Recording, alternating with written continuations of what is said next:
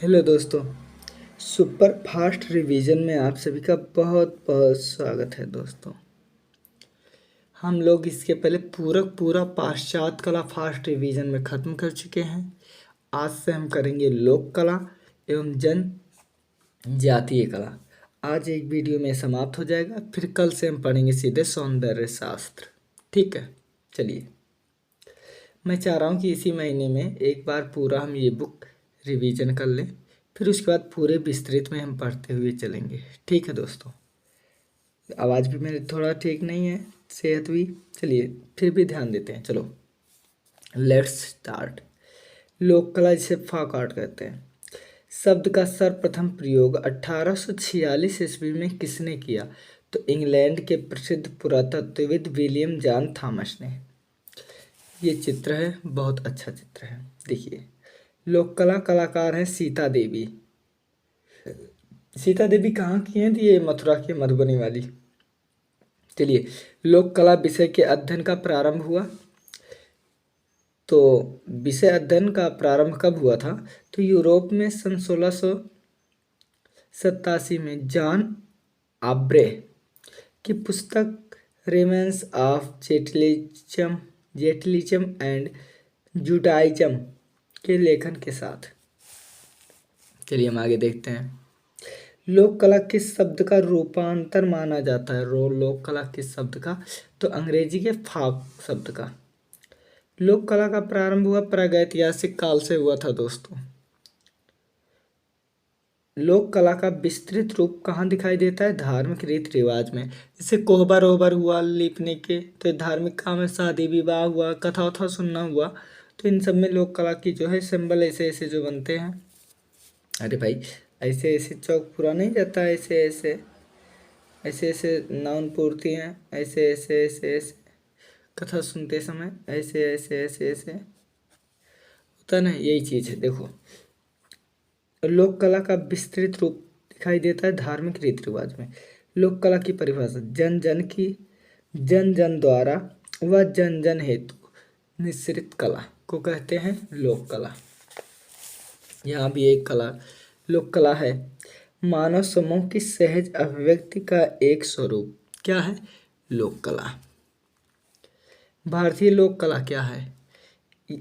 यह मूलतः ग्रामीण अंचलों में जन सामान्य और आदिवासी विशिष्ट समूह द्वारा धारित एवं संरक्षित कला है। कौन सी? भारतीय फाक आर्ट कला। अब देखिए भैया, लोक कला में पशु पक्षी का चित्रण किस दृष्टि से किया गया है? मांगलिक रूप से। कैसे? मांगलिक रूप से। पशु पक्षी की भी तो पूजा होती है हमारे यहाँ। सिंधु घाटी सभ्यता में लोक कला का उदाहरण मिलता है। देखो, सिंधु घाटी पूछ लिया तो कहाँ? मृत भांड पर। और मौर्य काल में लोक कला कहाँ दिखाई देता था? यक्ष यक्षिणी। जो घर ऐसे नहीं बनते थे, मैं कहाँ बताऊँ। ऐसे मान लो घर बन गया, ये छत है, तो इसी में जो है यक्षिणी ऐसे सहारा देने के लिए ऐसे पिलर में ऐसे बनती थी। तो यही चीज़ बोल रहा है। तो मौर्य काल में लोक कला यक्ष यक्षिणी, अजंता में अलंकरण के रूप में। अपभ्रंश चित्रों में कहाँ मिले हैं? गुजरात पटौला, कपड़े के छापे व बूटीदार बुनाई में। राजपूत कला या राजस्थानी कलम कहाँ मिला है? लोक कला में। आगे देखिए, आज जो भारतीय लोक कलाओं व आदिवासी कलाओं को विश्व स्तर पर पहचान मिली, उनमें किन वैज्ञानिकों का महत्व है? तो वेरियर एल्विन, स्टेला क्रेमरिश, कमला देवी चाट्टोपाध्याय एवं पोपल जयकर। लोक कला के प्रमाणिक उल्लेख एवं नमूने किस शताब्दी से मिलने आरंभ होते हैं? 20वीं सदी। भारत में लोक कला को जीवित रखा है स्त्रियों ने, मतलब महिलाओं ने, औरतों ने। चलो देखिए आगे आगे हम देखें सांझी। सांझी किस देश की प्रमुख लोक कला है? मथुरा, उत्तर प्रदेश। गोवर्धन पूजा के लिए गोवर्धन की मिट्टी की मूर्तियां बनाई जाती थी मथुरा में। सांझी किसे कहते हैं? गोबर से दीवार पर किया गया आलेखन सांझी लीला है। ब्रिज में कृष्ण की उपासना हेतु किया गया आलेखन। राम सोनी को अंतर्राष्ट्रीय ख्याति क्यों प्राप्त हुई? क्योंकि इन्होंने 26 मीटर लंबा, 11 मीटर चौड़ा कटवर्क सांची सैंड प्लेयर बनाया था, जिसे लंदन में प्रदर्शित किया गया। इसका सांझी लोक कला किस पर बनाई जाती है? भूमि पर। सांझी लोक कला के प्रमुख कलाकार विजय, चौकपूर्णा व कोहबर। कहाँ की है? उत्तर प्रदेश। देखो चौकपूर्णा लोक कला कहाँ का? उत्तर प्रदेश। ये है कोहबर में इसे डिजाइन बना है। देखिए कोहबर लोक कला का प्रचलन किन क्षेत्रों में है? तो उत्तरी मध्य भारत, अवध, पूर्वांचल और मिथिला क्षेत्र, बिहार तथा नेपाल के तराइन के विशेष भागों में यानी जनकपुर के अंचल में। इसी में है कोहबर में किन रंगों का प्रयोग होता है? तो पिसा हुआ चावल, गेरू और खड़िया का बहुत प्रयोग होता है।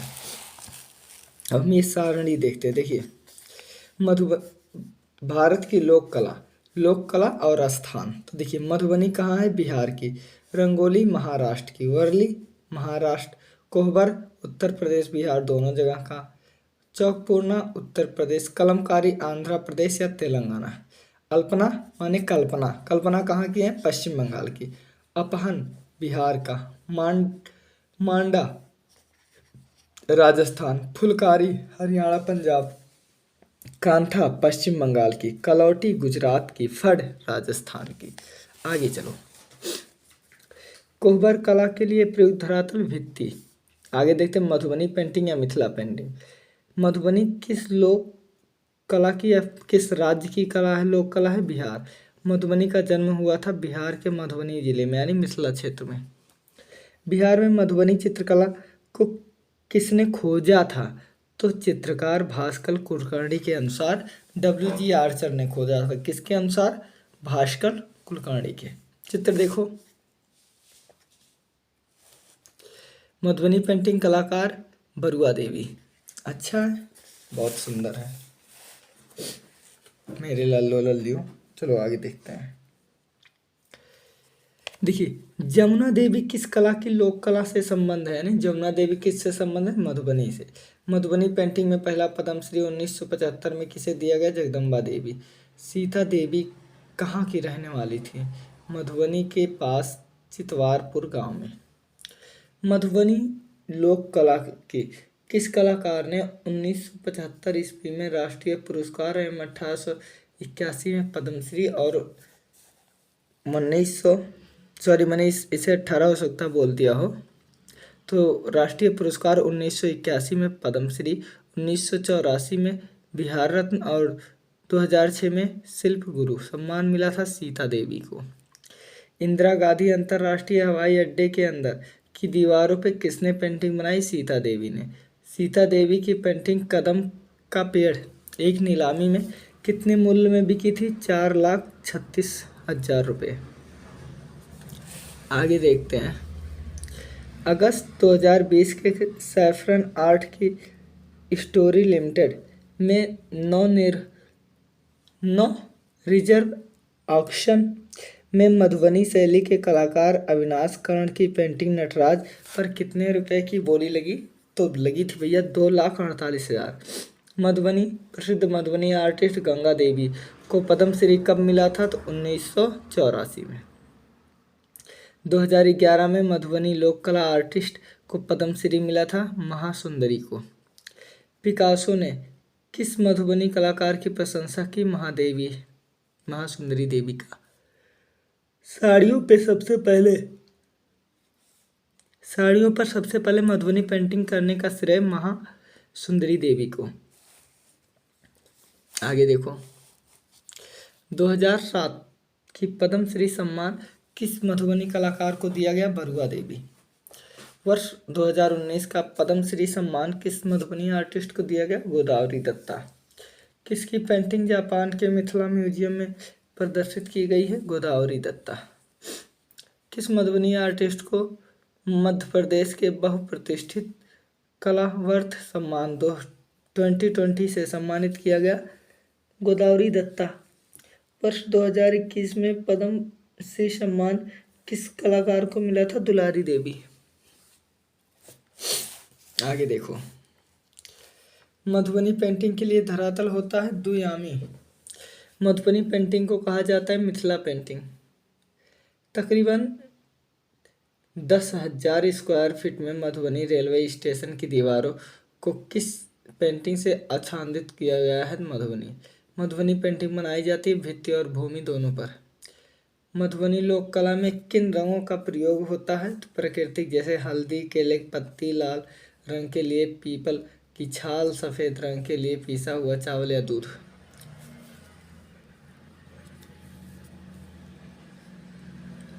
मधुबनी लोक कला में प्रयुक्त रंग होते चटक, गहरा लाल, हरा, पीला, नीला, काला, यही सब होता है। मधुबनी चित्रों में निखार लाने के लिए प्रयुक्त किया जाता है पीला, मधुबनी और नींबू कलर। आगे देखिए, मधुबनी चित्रों में निखार लाने के लिए पीला, गुलाबी, नींबू कलर। मधुबनी लोक कला का चित्रण विधि है चिकनी मिट्टी व गाय के गोबर से मिश्रण में बबूल की गोंद मिलाकर। क्या? चिकनी मिट्टी में गाय की गोबर और बबूल की गोंद मिलाकर दीवारों की लिपाई की जाती है। उसके पश्चात रेखांकन किया जाता है, फिर सपाट रंग भर दिया जाता है। वर्तमान समय में मधुबनी कलाकारों द्वारा धरातल के साथ ही साथ दीवार, कैनवास और हस्त निर्मित कागज पर भी बहुत जोरों शोरों से चल रहा है। मधुबनी पेंटिंग में जिन देवी देवताओं के चित्रण किया गया है, दुर्गा, काली, सीताराम, राधा कृष्ण, शिव पार्वती, गौरी गणेश और विष्णु के 10 अवतार। मधुबनी लोक कला के प्रमुख कलाकार बरुआ देवी, जमुना देवी, शांति देवी, चानो देवी, बिंदेश्वरी देवी, चंद्रकला देवी, शशिकला देवी, लीला देवी, गोदावरी दत्ता, भारतीय दयाल, चंद्रभूषण, अंबिका देवी और मनीष झा।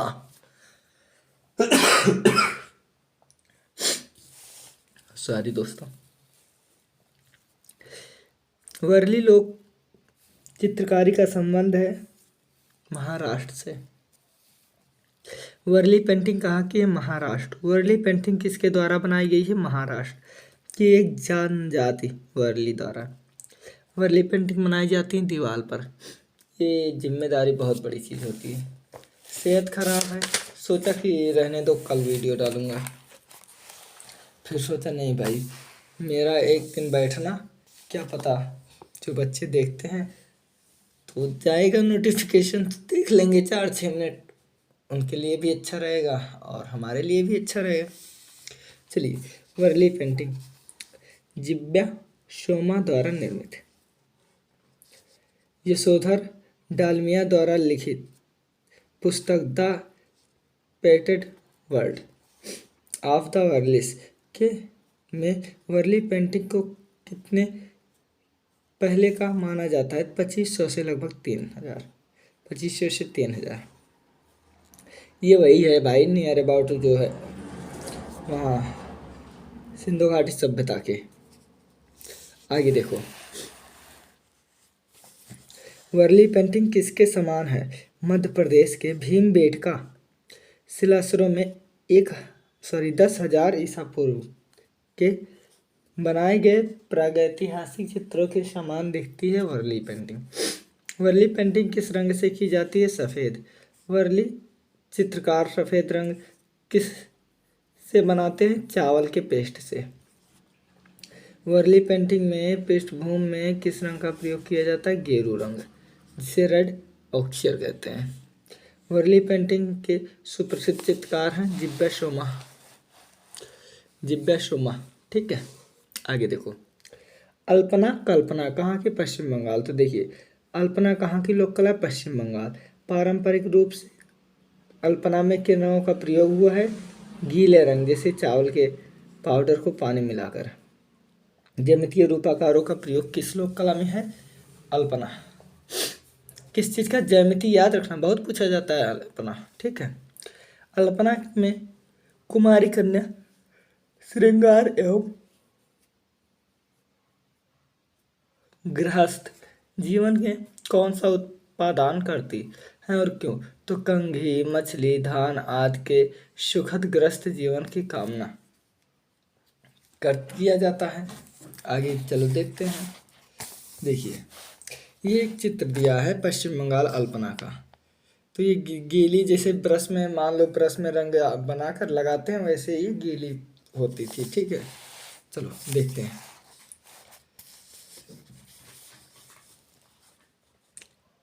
बंगाल की आधुनिक लोक कला का संबंध है मोहनजोदड़ो की कला से।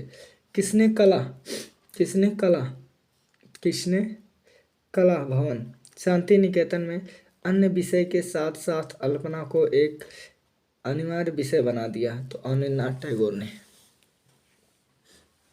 किसने बंगाल की अल्पना कला के रेखाचित्र संग्रहित किए और तद्विषय सामग्री जुटाकर एक पुस्तक अल्पना प्रकाशित किया? अनिरुद्ध टैगोर ने। अल्पना के लिए किसका महत्वपूर्ण योगदान है? गौरी देवी। कला भवन शांति निकेतन में अल्पना की जननी थी गौरी देवी। आगे देखिए, माणा, ये मांडू में है। मांडू कहाँ है? राजस्थान में। देखिए, सॉरी, मांडू महाराष्ट्र में है। ये माणा है। हाँ देखिए, प्रसिद्ध लोक चित्रकारी मांडना किस प्रदेश के? राजस्थान। काम सूत्र में उल्लेखित 64 कलाओं में इसका मांडना का भी उल्लेख है। मांडना के लिए किस लकड़ी से बने ब्रश प्रयोग होते? खजूर या बांस के। खड़िया के अतिरिक्त मांडना में और कौन कौन से रंग का प्रयोग किया जाता है? गेरू, हिरमिच, चावल, आटा, हल्दी। चलिए देखिए, पहले आप ये चित्र देख लो। सबसे पहले फर्स्ट ऑफ ऑल यही है माणा। अब चलो पढ़ते हैं। माणा में सफ़ेद रंग का अधिक प्रयोग किया जाता है क्योंकि सफ़ेद शांति का प्रतीक है। माणा का अर्थ है रेखाओं द्वारा की गई सज्जा। माणा का कला मुख्य जनजाति से संबंधित है। मेड़ा। माणा कला में कौन से प्रतीकों का प्रयोग किया गया है? शतरंज का आकार, तरंग की आकृति, वृत्त, त्रिभुज तथा चतुर्भुज। बाबूजी के फड़ के लिए राजस्थान का कौन सा क्षेत्र प्रसिद्ध है? शाहपुरा, भीलवाड़ा, चित्तौड़गढ़। अब देखते हैं रंगोली। रंगोली कहाँ की है? महाराष्ट्र की। रंगोली कितने प्रकार की बनाई जाती? 2, सूखी और गीली। रंगोली के लिए उपयुक्त धरातल है भूमि। पारंपरिक रंगोली बनाने के लिए प्रयोग किया जाता है गेरू, सफ़ेद खड़िया, चावल, सिंदूर, हल्दी, सूखा आटा।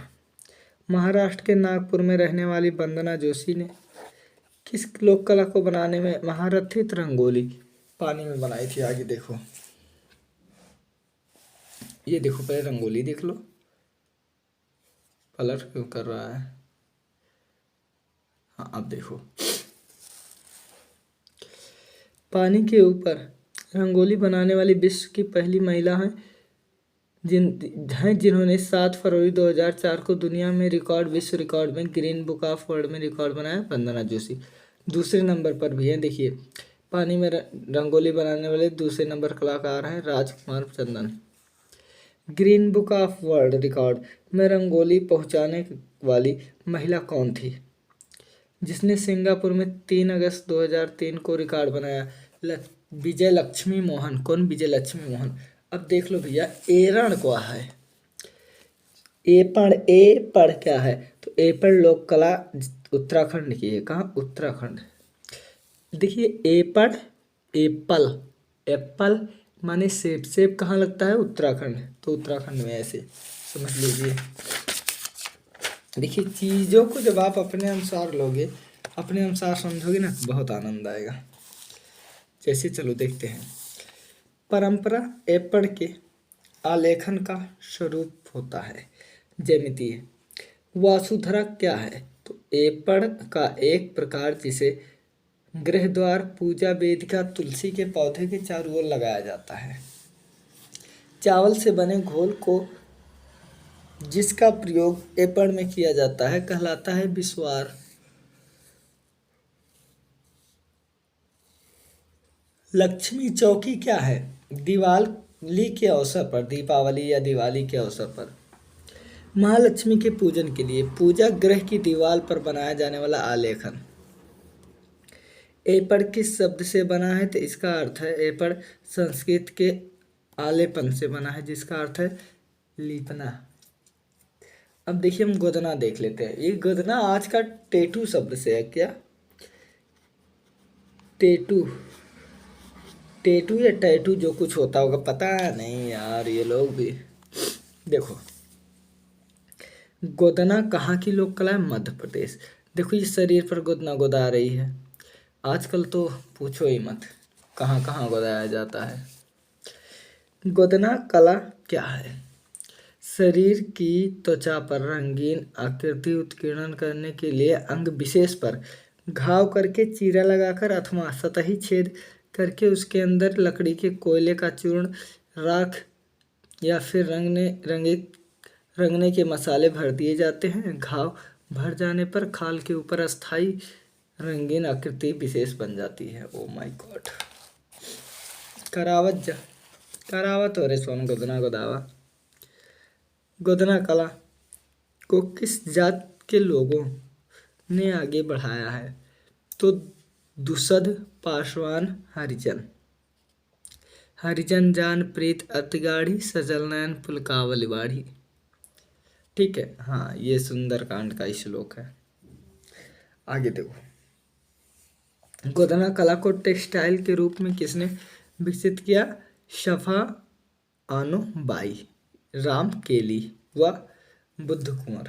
अब हम देखते हैं कलमकारी कहाँ की है भैया? आंध्र प्रदेश की है व तेलंगाना की। आंध्र प्रदेश तेलंगाना, ये चित्र पहले आप देखो, देख लिया।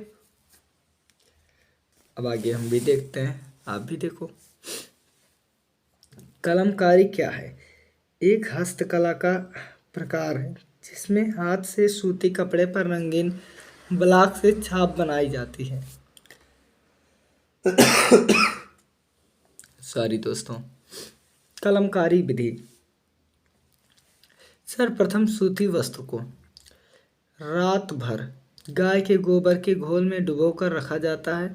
अगले दिन इसे धूप में सुखाकर दूध के माड़ के घोल में डुबाया जाता है। बाद में अच्छी तरह से सुखाया जाता है। इसे नरम करने के लिए लकड़ी के दस्ते में कूटा जाता है। फिर बनता है कलमकारी की विधि के लिए धरातल।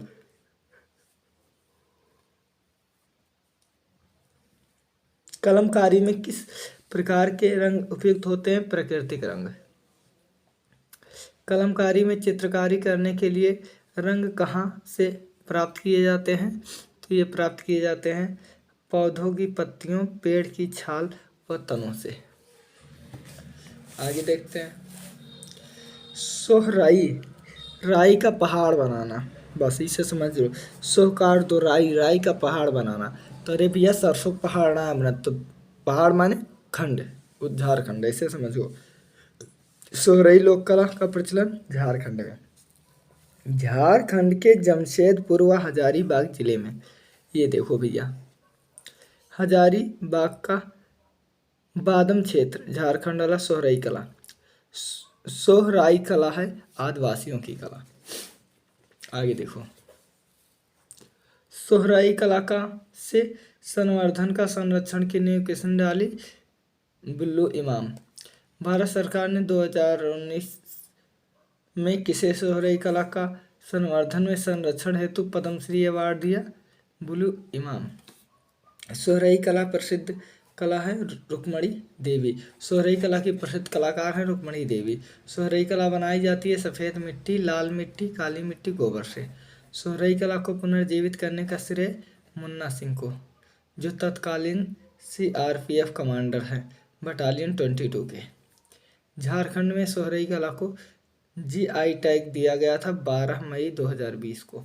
ठीक है दोस्तों, thank you, thanks for watching this video.